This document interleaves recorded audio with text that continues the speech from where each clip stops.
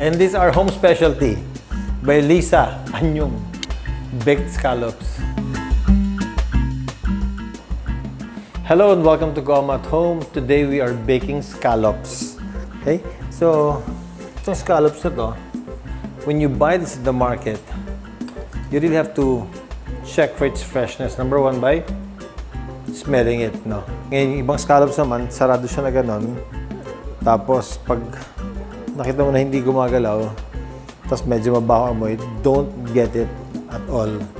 Kailangan fresh smelling, amoy dagat, no? Tapos, pag open mo, sometimes meron pa siya mga tira-tira doon, take it out and linisin natin. So, here's our scallops.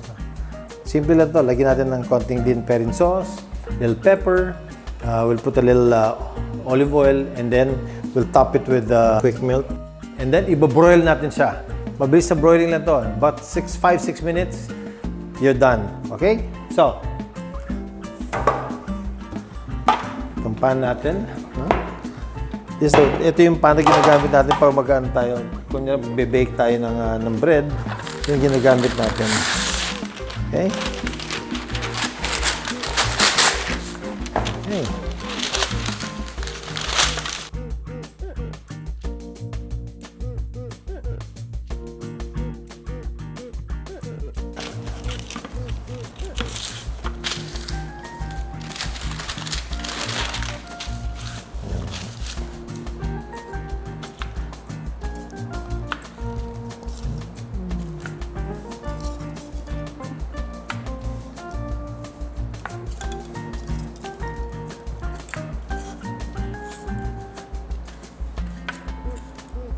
Alam mo yung cook namin dito si Lisa. Siya talaga yung magaling gumawa nito. No, Lisa. Halika dito, Lisa. Halika dito, Ali. Ha? Sige, halika dito. Ipakita mo sa kanila paano natin ginagawa dito sa bahay itong scallops natin. Oh. So, mag-grate tayo ng cheese. Okay, so butangin mo gano'n. Pepper. Pepper.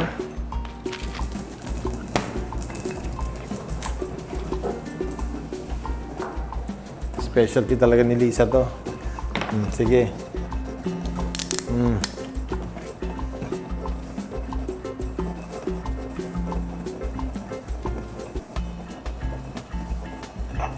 Okay na yan. Yan, okay na yan. Kuhaan ko siya rita. Isa gusto talaga, sabi niya, dapat talaga, ano eh. Ayun, quick melt. Sige, quick melt.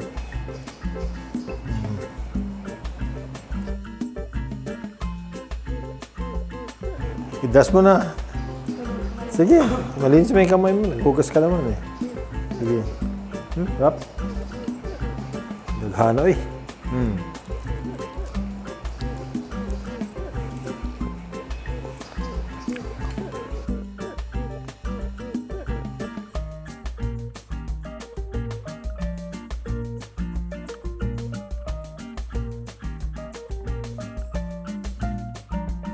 Ganito talaga lagi, marami maraming cheese.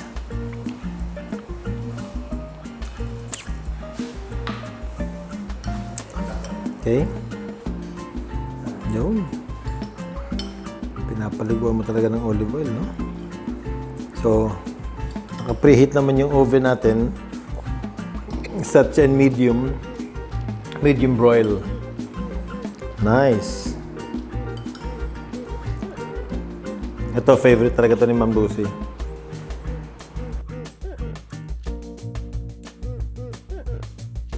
Nice. Sige. Beauty.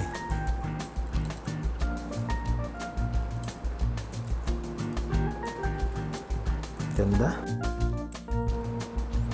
Parang masarap, Lisa, ha?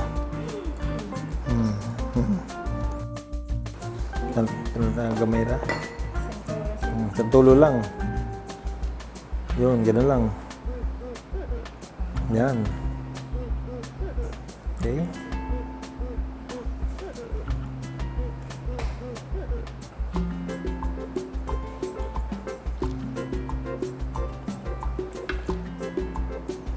Hirap mo makontrol ng isang tulo lang.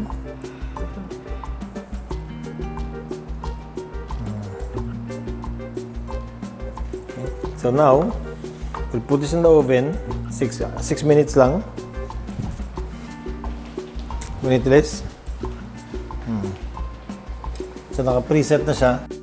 So naka-set siya convection broil at medium number 2. Okay? So now, dito tayo. Mabilis lang talaga to. 6 minutes. Bantayan talaga natin na mabuti. There. Put it up.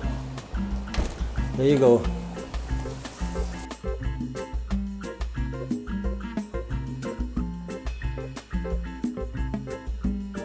Kung wala kang timer, how do you know if your scallops are ready?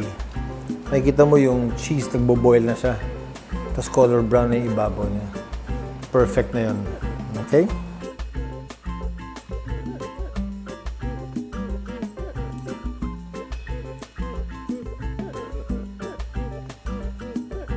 Pag sinilip mo siya, starting to brown. No? Kumukulo na yung cheese niya. Hintayin na lang siya mag-golden brown. And then that's actually cooked already. At this point, give it 1 more minute para mag-brown yung scallops natin. Ha? Bango, no? There you go. Mamay pa. No? So, maganda. Little more. 1 more minute. 1 more minute, then we're good. Sakto na. Okay, let's go. So here, off na natin siya. Off nito.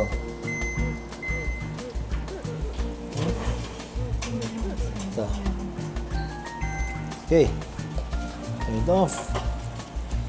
Scallops out. Look at that. Ganda. No? Sige. Kinakamay ko lang to.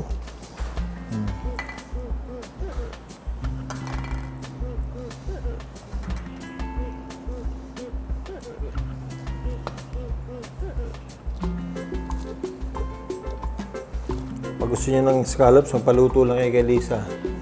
Oh. All the goodness of scallops, kayang-kaya ni Lisa yan.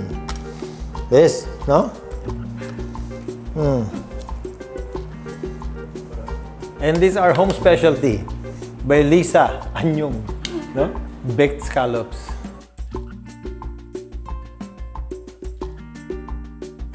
Okay, so yan na to. Go.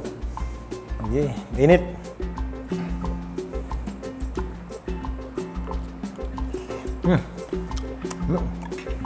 Sarap. Ha? Mas masarap yung yung masunog, mas tostado, kanan lami.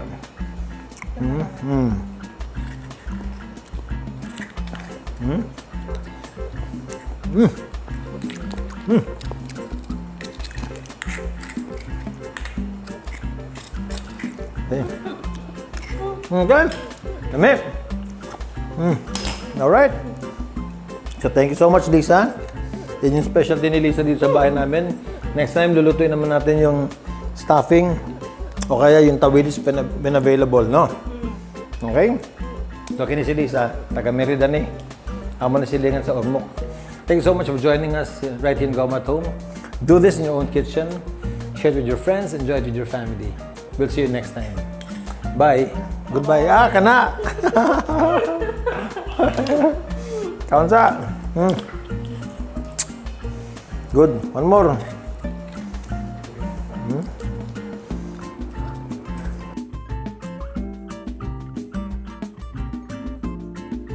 Pag ano yung sunog na cheese, no?